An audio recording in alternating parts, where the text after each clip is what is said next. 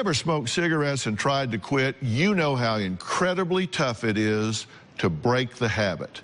That's really not breaking, and we're going to talk about that.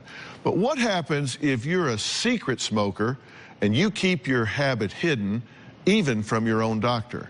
Well, that's exactly what my next guest, Wendell, did. Not only did he keep his smoking from his doctor, he kept it from his family and friends for 16 years. Take a look. I started smoking seriously when I was a freshman in college. I thought it was cool. But my smoking went from a casual habit to an addiction. I tried to keep my smoking a secret from my wife. As soon as I came home, take a shower, a nice cologne, change my clothes. I always had mints or gum on hand, and I felt embarrassed, shame, and guilt. In 2003, I had a serious health scare. I was worried I would have to quit cigarettes, but thinking of a life without ever smoking a cigarette again, I was not mentally prepared to quit smoking. Well, that's because he had a lot of momentum going.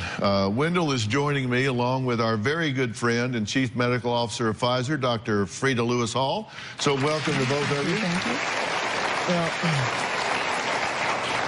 Wendell, how in the world did you keep this secret for so long, and why? Well, I kept it a secret because I grew up in a non-smoking family. Then why did you even start? I thought it was cool. And also I had some friends in high school who smoked. Next thing you know, I'm a full-time smoker. Dr. Frieda, how common is it for someone like Wendell to keep smoking a secret, particularly from their doctor? A study of current and former smokers found that about 1 in 10 people who smoke do not tell their doctors. Now, this would equate to about 4 million people in the U.S. that don't tell. Wow. But we all know how bad smoking is for health, obviously, so why would anybody not tell their doctor?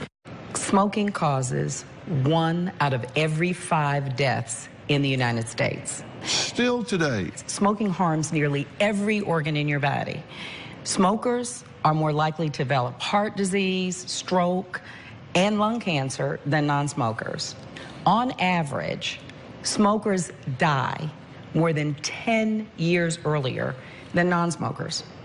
So even with all of this knowledge about the health risks, many people say they don't tell their doctors because they feel guilty, they feel ashamed, because they're not ready to quit yet. And some say, you know, I just don't want to hear a lecture about it. And many times people say, well, you know, I don't tell my doctor because my doctor just doesn't ask.